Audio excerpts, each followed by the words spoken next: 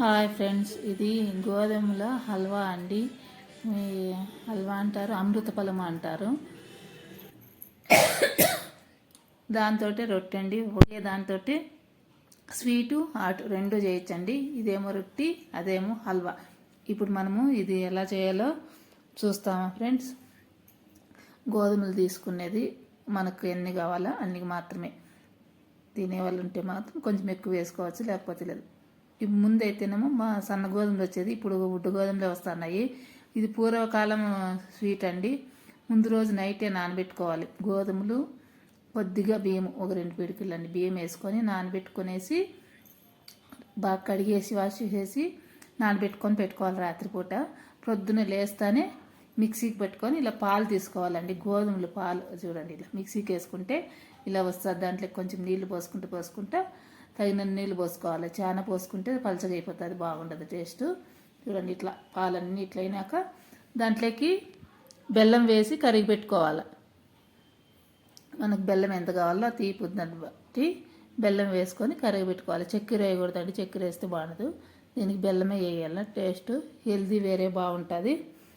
ఇదైతే పాతకాలం స్వీట్ అండి, చాలా పాతకాలం. అమృత ఫలం అంటారు, హల్వా అంటారు, గోధుమల హల్వా. ఇట్లా కలబెట్టుకొని స్టవ్ మీద పెట్టుకొని ఇట్లా కలుపుతూ ఉండాలండి. దీనికి నెయ్యి కానీ ఏమంత ఎక్కువ పట్టదు. టేస్ట్ అయితే చాలా బాగుంటుందండి, మంచిది, హెల్దీ. చాలా అంటే చాలా హెల్దీ. గోధుమలతో ఇలా చేసుకుంటే కన్నా టేస్ట్ బాగుంటుంది. కొంతసేపు ఒక 10 నిమిషాలు ఇట్లా కలబెడతా ఉంటే ఆ పాలు అంతా తీసేసి కలబెట్టేస్తే కొద్దిగా నెయ్యి పూసి తట్లకి వేసేసేదండి. కలబెట్టేసినాక నెయ్యి వేసుకొని దానిపైన కొబ్బరి వేసుకునేసేది, అంతే అండి. బాగుంటుంది టేస్ట్ అయితే కనుక చాలా బాగుంటుందండి. పిల్లలకి మంచిది. ఇప్పుడు కాలం పిల్లలు బర్గర్లు, పిజ్జాలు, గోపి అవన్నీ తింటారు కదా. ఇలా చేసి పెట్టండి గోధుమలతోటి. స్నాక్స్ మాదిరిగాను బాగుంటుంది. పిల్లలకి ఒక 2 రోజులు ఉన్నా ఏం కాదండి. బయట పెట్టినా కానీ ఫ్రిడ్జ్లో పెడితే 3-4 రోజులు ఉంటుంది. ఒక తట్ట తీసినాక మళ్ళీ దాంట్లోకి పోసుకునేసేదండి. కొంచెం నెయ్యి పూసేసి నెయ్యికి తట్లకు తట్టేసేది, అంతేనండి. ఇట్లా తట్టకు తట్టేస్తే అయిపోయి దాని మీద కొబ్బరి చల్లుకునేది.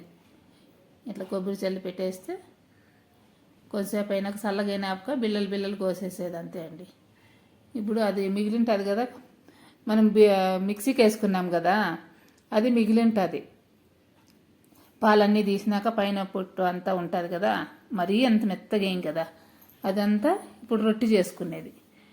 దాంట్లోకే కొన్ని కొత్తిమీర, కరివేపాకు, పచ్చిమిరపకాయలు, మిరము, శనగ్గింజలు, కొన్ని శనగ్గింజలు అంటారు, పల్లీలు అంటారు, అవి కొంచెం పచ్చివే వేసేదండి. పచ్చిమిరపకాయలు, మిరము, ఉప్పు. ఇది రొట్టెకి రెడీ చేసుకునేకండి. రొట్టె అయితే చాలా బాగుంటుందండి టేస్ట్. ఒకసారి చేసి చూడండి, రొట్టె అయితే సూపర్గా ఉంటుంది.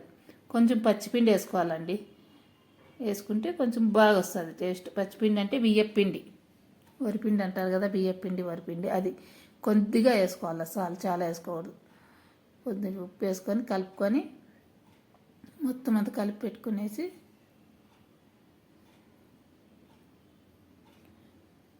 పిల్లలకైతే మంచి ఇదండి, హెల్తీ ఫుడ్ ఇది. ఇట్లా మొత్తం అంతా కలుపుకునేసేది అండి. ఇది వేసేసి అవన్నీ వేసినాక ఇది వేసి పిండి ఉంటుంది కదా, అది వేసి కలిపేసేసేది, అంతే అండి. రొట్టె అయితే చాలా టేస్ట్ బాగుంటుందండి, సూపర్గా ఉంటుంది. నేను చేసి కూడా చాలా రోజులు అయ్యా, ఈ మధ్య చేయలేదు. అప్పుడైతే ముందు ఇది ఎక్కువ చేస్తాను. ఊర్లో అయితే పాతకాలము పెద్దవాళ్ళు, మా నాయనమ్మ వాళ్ళందరూ బాగా చేసేవాళ్ళండి, చాలా చేసేవాళ్ళు. ఇట్లా రొట్టె తట్టుకొనేసి దాంట్లోకి ఉప్పు కారం అంతా వేసింటాం కదా, ఇంకేం అవసరం లేదండి. మళ్ళీ చట్నీ అవంతా ఏం అవసరం ఉండదు. టేస్ట్ అయితే చాలా బాగుంటుందండి. ఇది రొట్టి బాగుంటుంది, హల్వా కూడా బాగుంటుంది. మంచి హెల్తీ ఫుడ్. ఇలాంటి హెల్తీ ఫుడ్ చేసి పెడితే పిల్లలు కూడా ఇష్టంగా తింటారు. ఈ మామూలుగా ఇవి అన్నీ తినరు కదా, సండే పూటలు చేస్తే ఇంక వేరేటివి ఏంటివి అడగరండి.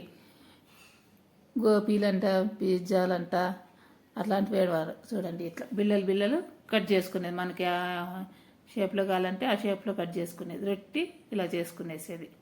చూసినారా రొట్టి? ఇది సూపర్గా ఉంటుందండి, చాలా బాగుంటుంది. ఎవరైనా చేయకపోతే కనుక చేయండి, బాగుంటుంది. అవి కొంచెం కష్టం అంతే, కానీ టేస్ట్ అయితే సూపర్గా ఉంటుంది. ఇంతే అండి ఈ వీడియో.